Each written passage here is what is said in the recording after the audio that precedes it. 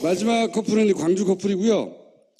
이번 대선은 지난 총선에서 국민의당이 호남을 휩쓸면서 그때 대선이 시작됐다고 생각이 들거든요.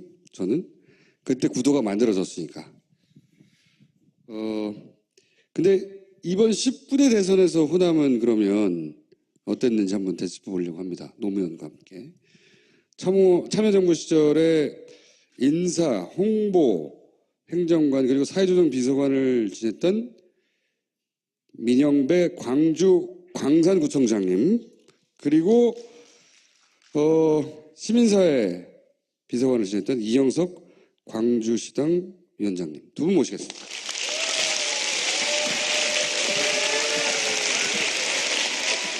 이건 노란 장미는 무슨 뜻입니까? 우정과 질투의 장미입니다. 노란색이 질투예요? 장미는 하여튼 우정이고 노란색은 그 질투, 노란 장미는 질투가 있다는데, 세상에 이 오랜 시간 동안 이렇게 앉아 계시는 이 힘이 뭐죠? 중력이죠, 중력. 앉아있으면. 두 분은 어떻게 노무현을 만나셨고 노무현 대통령을 어떻게 기억하고 계세요?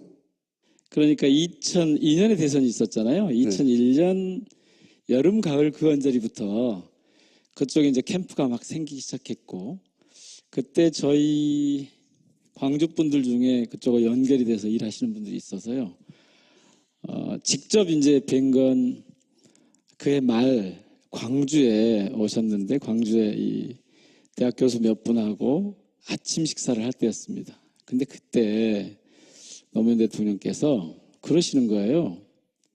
아니, 광주에 오면 너가 어떻게 부산 가서 민주당, 그때는 민주당 새천년 민주당이었죠. 새천년 민주당 소속으로 후보가 돼가지고 대통령이 되겠냐. 부산서 먼저 인정을 받고 와라.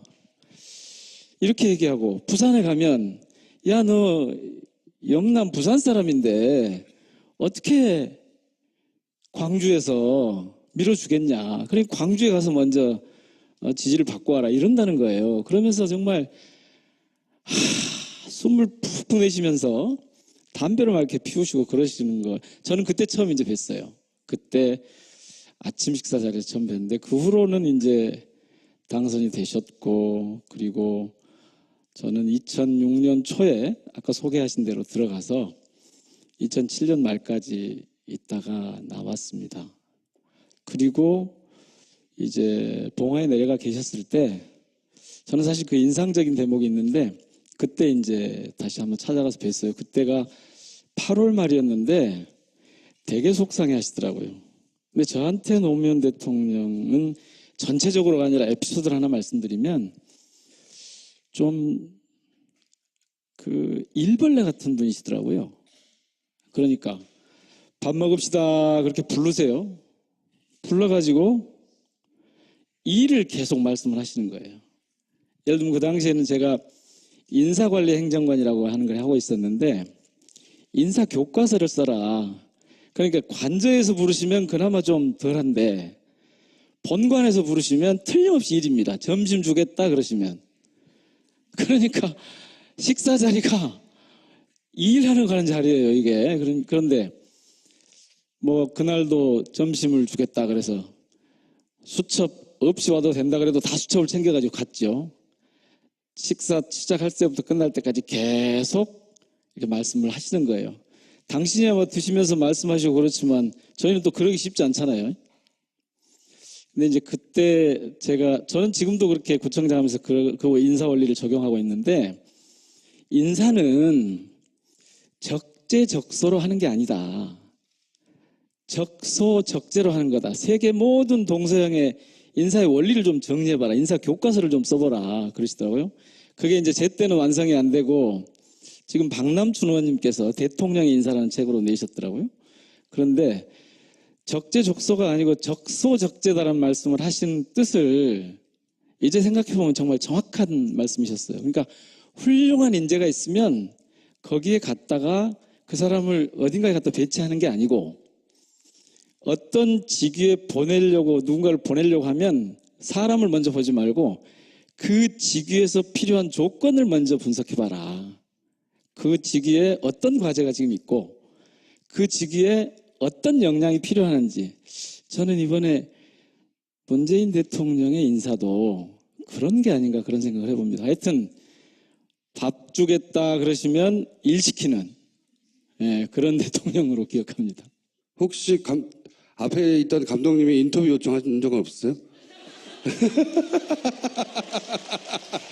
위원장님은 노무현 대통령님하고 어떤 인연이 있으십니까? 예, 뭐 저도 2002년에 노무현 대통령을 뵀는데요. 그때 이제 민주당 경선이 끝났는데 기억해 보면 후단협이라 그래가지고 후보를 흔드는 그런 일들이 많이 난리가 있었습니다. 예, 그래서 한 번은 대통령께 이제 후보께서 광주를 방문하셨는데 그때 저 기억에는 상록회관일 거예요. 거기에 누구도 축사를 해줄 사람이 없었어요, 당시에. 근데 제가 당시에 이제 2002년도에 광주시의회 의장을 하고 있었는데, 그러면 내가 대신 가겠다 그래서 이제 거기에서 많은 분들을 만났고 대통령 여기서 뵀었죠. 뵀었는데, 청와대 근무하면서 노무현 대통령을 이렇게 쳐다보면 저는 이제 두 가지로 노무현 대통령을 그 리더십을 평가를 합니다. 첫 번째는 굉장히 수평적인 리더십이죠. 예.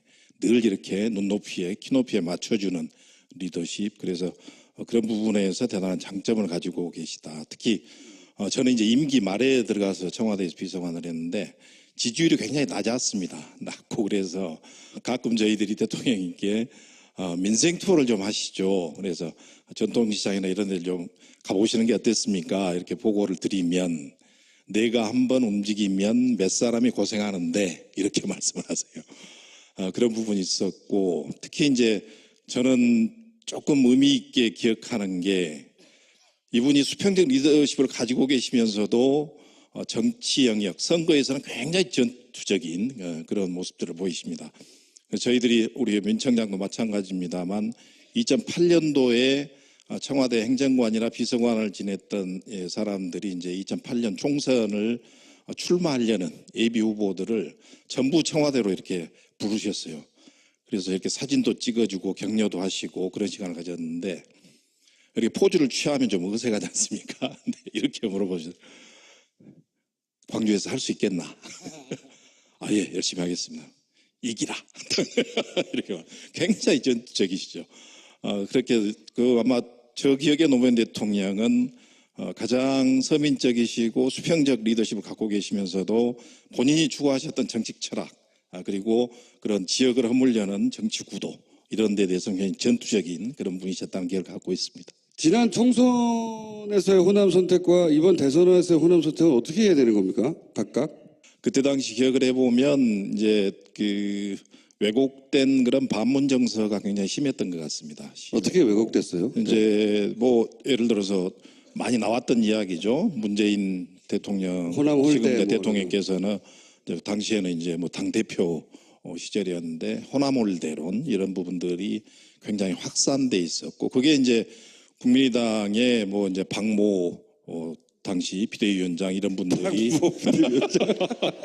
굉장히 정치공학적으로 좀 프레임을 만들었던 것 같아요. 만들었고 제가 선거를 해보면 이제 국민의당 후보가 예를 들어서 이제 아침에 등산객들이 이렇게 어디 등산을 간다 그러면 출마자들이 다 가지 않습니까? 가서 아침에 인사하고 그러면 상대가 이제 어떤 이야기를 이제 유권자들한테 하는지를 이렇게 들립니다. 밖에 있으면 들려요. 그러면 국민의당 후보들은 올라가면 무조건 이제 그 문재인은 호남홀대 패권 정치 이 이야기를 하는 거예요. 근데 그 프레임을 저희들이 깨지 못했던 게 지난 총선의 패배 요인이 아닌가. 그게 왜 그렇게 효과적으로 먹혔죠? 호남홀대하고 사실이 아니잖아요. 사실이 아닌데 이제 그 프레임을 거는 부분에 대해서 저희들이 적정한 대응을 하지 못했던 것이죠. 그래서 당시에 이제 뭐 여러 가지 노력들을 해봤습니다만 그런 내용들이 굉장히 선거에서 어려움이 있었고 이제 그보다도 더 이제 큰 패배 요인은 제가 볼 때는 김종인 비대위원장의 제일 처음에 국보위 전략 그리고 이제 조금 있다가 나타난 셀프 공천 이런 부분 그리고 저희들이 당시에 북구 가바고 그리고 이제 동남 갑을 공천자를 확정하지 못하고 굉장히 늦게까지 공천을 비워놨었는데 그 부분에 대한 전략 공천이 광주 시민들의 눈높이에 맞지 않았던 것. 그래서 굉장히 그런 부분에 대한 이제 실망들을 많이 하셨던 거죠. 김종인 당시 비대위원장의 그 공천이 당시 광주 혹은 호남의 눈높이에는 맞지 않았었어요? 그런 얘기를 많이 있긴 있었습니다만 실제 광주에서 그렇게 받아들였나요? 처음에는 저희들이 아까 말씀하셨던 그런 이제 호남 올대나 이런 것 때문에 굉장히 선거가 어려울 것이다 예상을 했었어요. 방금 뭐 얼마 전에 출연했던 우리 표창원 씨나 이런 분들이 인재 영입이 되면서 다시 분위기를 저희들이 더불어민주당이 좀 잡아가는 분위기가 있었습니다. 그런 분위기가 있다가 아까 제가 말씀드렸던 이제 김종인 비대위원장의 여러 가지 그런 행보들 때문에 굉장히 더불어민주당이 자만하게 비춰진 그런 부분들이 많이 나타났었죠. 그게 뭐 패인이라고 저는 봅니다. 그런 것. 동의하십니까? 그 당시에 인재 영입하고 필리버스터가 있었어요. 그때쯤에는 거의 이제 대등하거나 조금 더 우위에 있는 정도가 됐는데 그 순간에 민주당이 그 순간에 이쪽 그러니까 광주 분들이 보기에 시민들이 보기에는 다시 예전에 그 고질병이 도진 겁니다. 어떻게 하든 광주 편은 우리 거가 될 거다라고 오판을 하더라고요. 그러니까 당시 생각하고 만들었다. 그래서 그때부터 시민들의 의사하고 상관없이 자신들 그러니까 지도부들 자신들의 의지를 관철시키는 대상으로 이쪽을 삼고 그러는 순간 이제 상대방 당에서는 요걸 파고드는데 그 파고드는 게 저는 반문정서란 말 좋아하지 않습니다만은 우리 당이 엉터리라고 하는 것을 계속 민주당 엉터리라고 하는 것을 계속 퍼뜨리면서 같이 이제 문재인 대표에 대한 이것까지 가져가고 그 주범이 주역이 호남 홀대의 주역이 당 대표인 것으로 그렇게 몰아가면서 어려워지기 시작했죠. 김종인 당시 비대위원장이 호남에서 국민의당이 압승하게 하는데 큰 기여를 한 거네요. 저는 그렇게 생각을 합니다. 굉장히 그러니까 어느 편인지 확인하기 어려울 정도로 구분이 잘 안 될 관점에서는 정도로 적어도. 광주의 관점에서 보면 그렇죠. 예. 그러면은 당시에 이제 문재인 대표를 호남에 가지 말라고까지 얘기했잖아요. 김종인 전 대표. 이 얘기를 하는 이유는 이제 이어서 대선과는 어떻게 차이가 있느냐라고 이제 이어가려고 하는 건데 되짚어보는 건데. 저는 뭐 공식적으로는 표현할 수 없었지만 와야 한다고 했었습니다. 네. 당시 분위기는 뭐 거의 90%가 오면 안 된다는 분위기였고요. 또 일부는 이제 문재인 대표가 와서 진정성을 가지고 이건 뭐 호남 인사 홀대는 이건 사실이 아니다. 그런 부분 좀 밝히고 그리고 광주 시민들에게 그런 모습들을 좀 보이는 게 필요하다. 그런 이야기들이 있었어요. 근데 저희가 현장에서 뛰었던 사람들 입장에서는 그 당시 후보들 입장에서는 거의 뭐 한 70, 80%는 안 오시는 게 좋겠다. 그렇게 말씀을 드렸는데 실제 왔더니 효과는 네. 어땠어요? 같이 저 이제 비서관 할 때 비서실장으로 계셨기 때문에 누군가는 오시도록 해야 되는 그런 입장이었어요. 그래서 제가 그 당시에 이제 오십시오라고 말씀을 드리고 같이 매를 맞겠습니다. 이렇게 했는데 매를 심하게 맞았습니다. 그게 도움이 안 됐어요? 그때 당시? 한 5단계 정도로 저희 당과 후보들에 대한 지지 비율이 바뀌었는데 변화가 있었는데 마지막 단계가 이제 지금 말씀하신 그 대목이거든요. 광주 방문.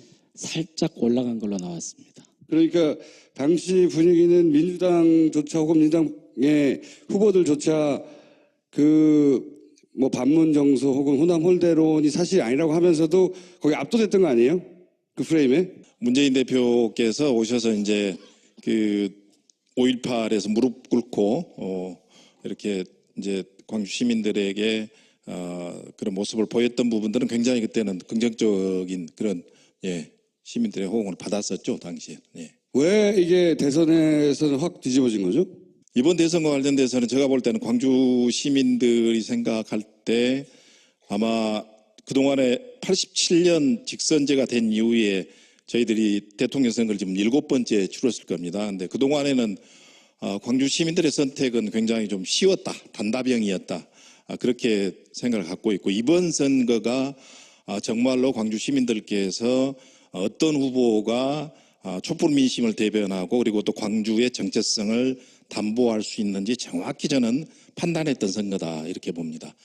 그래서 저희들이 TV 토론이나 그리고 또 문재인 대통령에 대해서 너무나 모르는 부분들이 좀 많이 있었던 것 같아요. 제가 한 가지 예를 들면, 제야 이제 그 원로 인사분들에게 지지를 좀 끌어내기 위해서 그 민주의 집을 방문을 했었어요. 찾아가서 원로분들을 찾아뵙고 이번 대선에서 문재인 후보를 좀 지지해 주십시오라고 이제 가서 인사를 드리는데, 그때까지는 그 원로분들이 결정을 안 하고 계셨습니다. 안 하고 계셨는데 한참 이제 들어갔더니 그 원로분께서 이제 앉아봐 이렇게 말씀하시면서 안철수는 안 되겠대 그래요. 그래서 아 그러세요? 그랬더니 사드 입장을 바꿔서 문제가 있어 이렇게 말씀하시면서 저한테 대뜸 문재인도 학생운동을 했대? 이렇게 물어보는 거예요. 그만큼 우리 문재인 후보에 대한 정보들이 그렇게 많이 전달이 되지 않았던 부분들이 있었던 것 같습니다. 그래서 제가 그 자리에서 그렇게 말씀드렸죠. 학생운동뿐만이 아니고 5.18의 당사자십니다. 그리고 당신은 지금 살아계시기 때문에 5.18 이런 신청을 안 하시고 보상 신청을 안 하시고 계십니다. 이렇게 말씀드렸더니 아니 그것은 알고 있고 그러시면서 학생운동을 한 것은 전혀 모르고 있는 거예요. 그래서 그런 부분들이 전체적으로 문재인 후보에 대한 그 정보나 이런 것들이 잘못되어 있는 부분, 또 특히 아까 말씀하셨던 전혀 사실이 아님에도 불구하고 호남 인사 홀대했다 이렇게 또 알려졌던 부분, 이런 부분들에 대한 이제 진실들을 광주 시민이나 전남 도민들이 알게 된 것이죠. 알게 된 것이고, 호남의 민심 혹은 뭐 광주의 민심이 이렇게 예를 들어 여론조사의 지표상으로 확 넘어가게 된 변곡점이 있어요? 무슨 특별한 사건이나? 저희 더불어민주당도 경선이 끝나고 국민의당도 경선이 끝났을 때 실질적으로 저희들에게 굉장히 위기가 왔던 시기가 있었습니다. 네. 안철수 후보가 굉장히 치고 올라오고 어떤 여론조사에서는 뭐 앞선다는 여론조사 나오고 있었는데, 결정적으로 저는 TV 토론이 큰 기여를 했다고 봐요. 거기에서 예를 들어서 뭐 촛불 민심, 촛불 현장에 안철수 후보 같은 경우는 지금 뭐 한 번도 가지를 않았었다 이런 이야기를 했었고, 특히 이제 광주 시민의 정서에 맞지 않는 게 DJ 햇볕 정책에 대해서 광주 시민들은 굉장히 긍정적인 평가를 하고 있는데 그런 부분에는 공과 가가 있다 이런 이야기, 이런 부분들이 아마 전체적으로 후보의 차별성을 이제 광주 시민들이 판단하게 된 계기가 되지 않았는가 생각을 갖습니다. 네, 어떤 한계 상황을 돌파해내는 지혜가 있다. 그런데 크게 저는 세 가지 정도로 봅니다. 하나는 두 가지 정도로 보시면 안 돼요? 두 가지로 어떤 후보가 우리 편이냐, 이게 후보가 각 정당의 후보가 결정되는 순간에 저는 판가름이 났다고 보고요. 두 번째는 김정숙 여사님의 노력이 굉장히 컸습니다. 한 7, 8개월. 김정숙 여사가 한 7, 8개월 동안 매주 광주에 내려와서 이렇게 봉사활동을 한 거는 저도 알고 있었어요. 알고 있었는데 광주에서도 일반적으로 그렇게 알려진 사실이었나요, 그게? 처음에는 언론에 비공개로 다니셨기 때문에 많이들 몰랐었죠. 몰랐었는데 그러니까요. 이제 경선 과정에서 그게 언론에 이제 공개가 됐었습니다. 경선이 시작되면서. 불과 1년 전에 총선에서는 이렇게 결과가 났다가 대선에서는 이렇게 결과가 나고 지금은 압도적이거든요. 호남에서 문재인 대통령 지지율 막 95% 그래요. 95%, 96% 막 빨갱이야. 북한에서 가능한 숫자거든요. 원래 4, 5% 정도는 독도 한국 겁니까? 물어봐도 아니라는 사람이 5% 정도 나와요. 아니 근데 오늘 갤럽 여론조사 보니까 문재인 대통령 지지율이 88%예요. 전국에서도. 물론 전국적으로 높긴 하지만 비이성적으로 높긴 하지만 호남은 이렇게 압도적으로 높단 말이죠. 그러니까 저는 이제 이해하고 싶은 거죠. 최근에 광주 전남 지역, 호남 지역에서 문 대통령의 지지율이 압도적으로 더 높아진 거는 네. 5.18 이후에요. 5.18. 그게 영향을 미쳤나요? 자, 그랬는데요.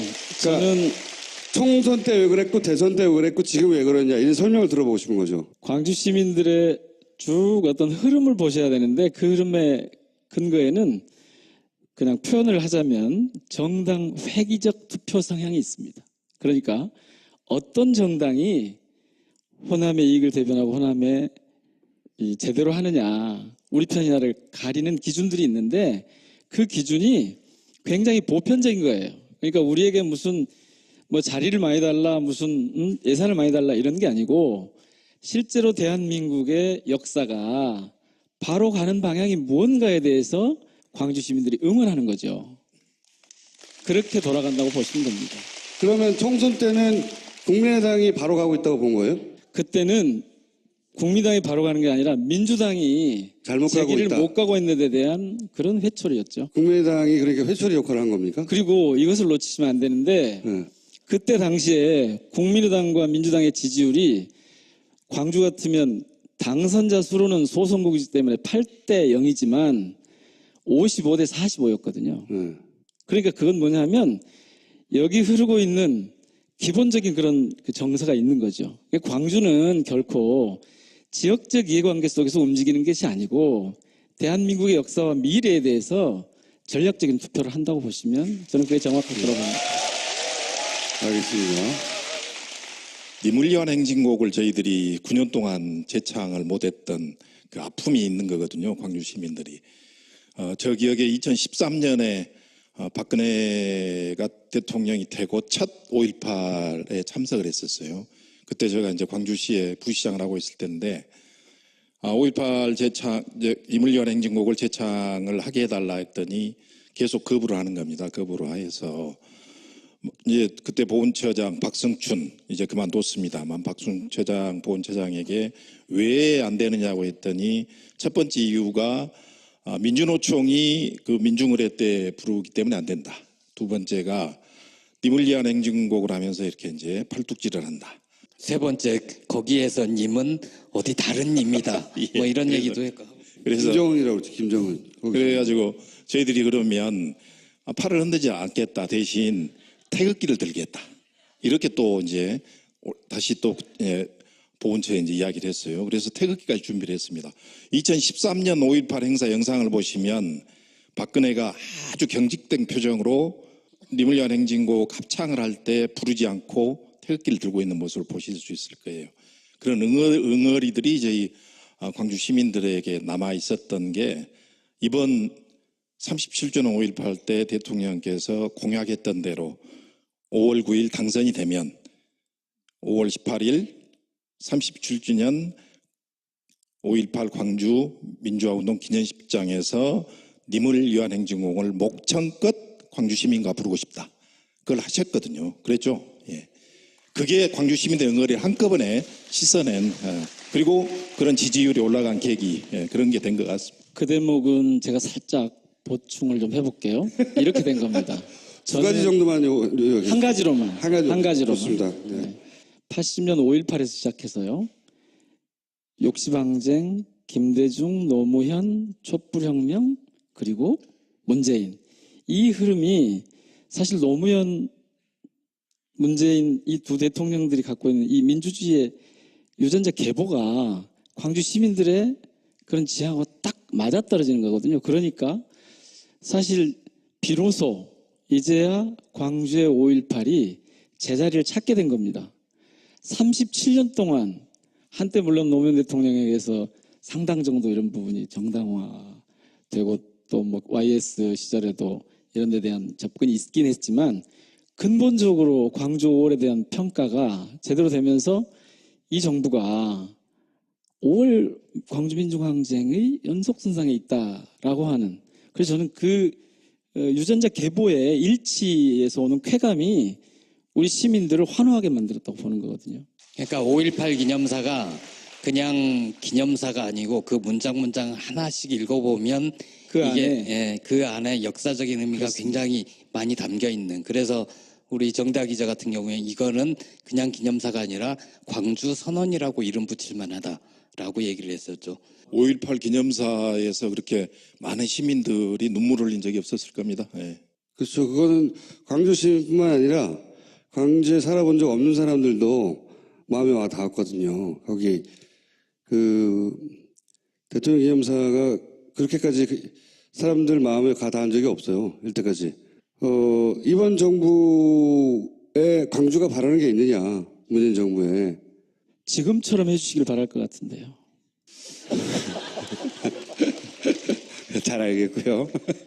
그 이번에 광주 시민들이 문재인 후보를 이렇게 전폭적으로 지지하고 했던 게 아까 여러 가지 이야기가 나왔습니다만 정권 교체에 대한 절실함도 있었지만 그동안 이명박 박근혜 9년 동안 호남 홀대가 극심했던 게 사실이거든요. 인사 부분도 그렇고 그리고 지역 발전 부분도 그렇습니다. 예를 들어서 그 의도적이었죠, 의도적. 네. 일부러 더 그랬어요. 예, 예를 들어서 아시아문화전당 사업 같은 경우도 거의 정체 상태로 남아 있고요. 또 특히 자동차 관련 사업 같은 경우는 거의 손도 대지 못하는 그런 광주의 그런 그동안 9년 동안의 아픔이 있기 때문에 문재인 대통령께서 방금 우리 민정배 청장이 말씀하셨다시피 지금처럼 초심을 잃지 말고 해 주시되 거기에 더해서 광주에 대한 인사홀대가 없게끔 그리고 또 광주 청소년들이 일자리를 많이 만들고 지역이 발전할 수 있게끔 또 좀 인센티브를 주십시오라고 전폭적으로 지지한 것으로 저는 믿고 있습니다. 그래서 꼭 하시고 싶은 얘기 그러면 10초 정도, 10초 이내 하실 말씀 있어요? 김어준 총수님 대단하세요. 그리고 예, 광주에 또 한 번 오십시오. 그러면은 문재인 정부 임기 내 한 번 더 올게요. 자, 두 분의 박수 부탁드립니다. 네. 노무현 8주기 파파이스 광주 특집 마치겠습니다. 감사합니다. 뭐 그날도 점심을 주겠다 그래서 수첩 없이 와도 된다 그래도 다 수첩을 챙겨가지고 갔죠. 식사 시작할 때부터 끝날 때까지 계속 이렇게 말씀을 하시는 거예요. 당신이 뭐 드시면서 말씀하시고 그렇지만 저희는 또 그러기 쉽지 않잖아요. 근데 이제 그때 저는 지금도 그렇게 구청장 하면서 그 인사 원리를 적용하고 있는데 인사는 적재적소로 하는 게 아니다. 적소적재로 하는 거다. 세계 모든 동서양의 인사의 원리를 좀 정리해봐라. 인사 교과서를 좀 써보라. 그러시더라고요. 그게 이제 제 때는 완성이 안 되고 지금 박남춘 의원님께서 대통령의 인사라는 책으로 내셨더라고요. 그런데 적재적소가 아니고 적소적재다라는 말씀을 하신 뜻을 이제 생각해보면 정말 정확한 말씀이셨어요. 그러니까 훌륭한 인재가 있으면 거기에 갔다가 그 사람을 어딘가에 갖다 배치하는 게 아니고 어떤 직위에 누군가를 보내려고 하면 사람을 먼저 보지 말고 그 직위에서 필요한 조건을 먼저 분석해봐라. 그 직위에 어떤 과제가 지금 있고 그 직위에 어떤 역량이 필요한지 저는 이번에 문재인 대통령의 인사도 그런 게 아닌가 그런 생각을 해봅니다. 하여튼 밥 주겠다 그러시면 일 시키는 그런 대통령으로 기억합니다. 혹시 앞에 있던 감독님이 인터뷰 요청하신 적은 없었어요? 위원장님은 노무현 대통령님하고 어떤 인연이 있으십니까? 예, 뭐 저도 2002년에 노무현 대통령을 뵀는데요. 그때 이제 민주당 경선이 끝났는데 기억해 보면 후단협이라 그래가지고 후보를 흔드는 그런 일. 광주에 오면 너가 어떻게 부산 가서 민주당 그때는 민주당 뭐 새천년 민주당이었죠. 새천년 민주당 소속으로 후보가 돼가지고 대통령이 되겠냐. 부산서 먼저 인정을 받고 와라. 이렇게 얘기하고 부산에 가면 야, 너 영남 부산 사람인데 어떻게 광주에서 밀어주겠냐. 그러니까 광주에 가서 먼저 지지를 받고 와라. 이런다는 거예요. 그러면서 정말 숨을 푹 내쉬면서 담배를 막 이렇게 피우시고 그러시는 걸 저는 그때 처음 이제 뵀어요. 그때 아침 식사 자리에서 처음 뵀는데 그 후로는 이제 당선이 되셨고 그리고 저는 2006년 초에 아까 소개하신 대로 들어가서 2007년 말까지 있다가 나왔습니다. 그리고 이제 봉화에 내려가 계셨을 때 저는 사실 그 인상적인 대목이 있는데 그때 이제 다시 한번 찾아가서 뵀어요. 그때가 8월 말이었는데 되게 속상해 하시더라고요. 근데 저한테 노무현 대통령은 전체적으로가 아니라 에피소드를 하나 말씀드리면 좀 그 일벌레 같은 분이시더라고요. 그러니까 밥 먹읍시다 그렇게 부르세요. 불러가지고 일을 계속 말씀을 하시는 거예요. 예를 들면 그 당시에는 제가 인사관리 행정관이라고 하는 걸 하고 있었는데 인사 교과서를 써라. 그러니까 관저에서 부르시면 그나마 좀 덜한데 본관에서 부르시면 틀림없이 일입니다. 점심 주겠다 그러시면. 그러니까 식사 자리가 일하러 가는 자리예요, 이게. 그런데 굉장히 전투적이시죠. 그렇게 아마 저 기억에 노무현 대통령은 가장 서민적이시고 수평적 리더십을 갖고 계시면서도 본인이 추구하셨던 정책 철학 그리고 그런 지역을 허물려는 정치 구도 이런 데 대해서 굉장히 전투적인 그런 분이셨다는 기억을 갖고 있습니다. 지난 총선에서의 호남 선택과 이번 대선에서의 호남 선택은 어떻게 해야 되는 겁니까? 각각? 그때 당시 기억을 해보면 이제 그 왜곡된 그런 반문 정서가 굉장히 심했던 것 같습니다. 어떻게 왜곡됐어요? 이제 뭐 예를 들어서 많이 나왔던 이야기죠. 문재인 대통령, 호남 홀대 지금 이제 뭐 대통령께서는 당시에는 이제 뭐 당 대표 시절이었는데 호남 홀대론 이런 부분들이 굉장히 확산돼 있었고 그게 이제 국민의당의 뭐 이제 박모 당시 비대위원장 이런 분들이 굉장히 정치공학적으로 좀 프레임을 만들었던 것 같아요. 만들었고 제가 선거를 해보면 이제 국민의당 후보가 예를 들어서 이제 아침에 등산객들이 이렇게 어디 등산을 간다 그러면 출마자들이 다 가지 않습니까? 가서 아침에 인사하고 그러면 상대가 이제 어떤 이야기를 이제 유권자들한테 하는지를 이렇게 들립니다. 밖에 있으면 들려요. 그러면 국민의당 후보들은 올라가면 무조건 이제 그 문재인은 호남홀대 패권 정치 이 이야기를 하는 거예요. 근데 그 프레임을 저희들이 깨지 못했던 게 지난 총선의 패배 요인이 아닌가. 그게 왜 그렇게 효과적으로 먹혔죠? 호남 홀대하고 사실이 아니잖아요. 사실이 아닌데 이제 그 프레임을 이제 거는 부분에 대해서 저희들이 적정한 대응을 하지 못했던 것이죠. 그래서 당시에 이제 뭐 여러 가지 노력들을 해봤습니다만 그런 내용들이 굉장히 선거에서 어려움이 있었고 이제 그보다도 더 난리가 났죠. 있었습니다. 예, 그래서 한 번은 대통령께 이제 후보께서 광주를 방문하셨는데 그때 저 기억에는 상록회관일 거예요. 거기에 누구도 축사를 해줄 사람이 없었어요 당시에. 근데 제가 당시에 이제 2002년도에 광주시의회 의장을 하고 있었는데 그러면 내가 대신 가겠다 그래서 이제 거기에서 많은 분들을 만났고 대통령을 여기서 뵀었는데 청와대 근무하면서 노무현 대통령을 이렇게 쳐다보면 저는 이제 두 가지로 노무현 대통령을 그 리더십을 평가를 합니다. 첫 번째는 굉장히 수평적인 리더십이죠. 예.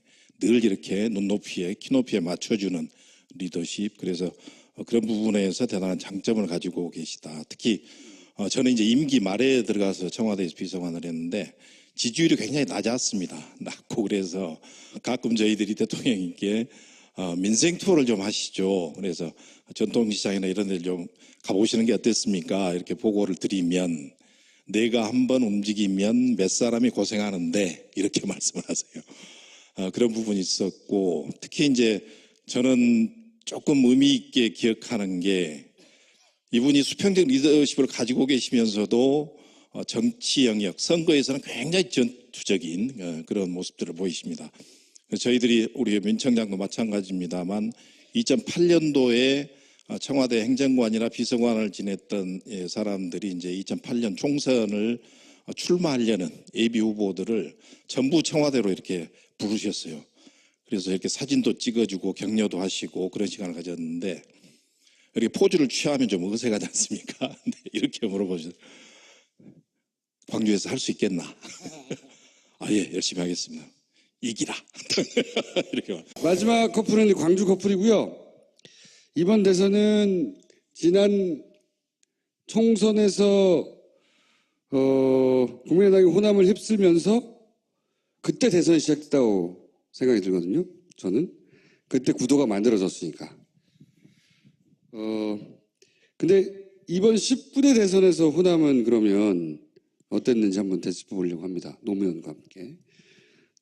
참여정부 시절에 인사, 홍보, 행정관 그리고 사회조정 비서관을 지냈던 민영배 광주 광산구청장님 그리고 시민사회 비서관을 지냈던 이영석 광주시당 위원장님 두 분 모시겠습니다.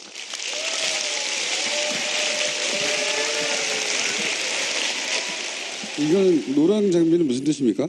우정과 질투의 장미입니다. 노란색이 질투예요?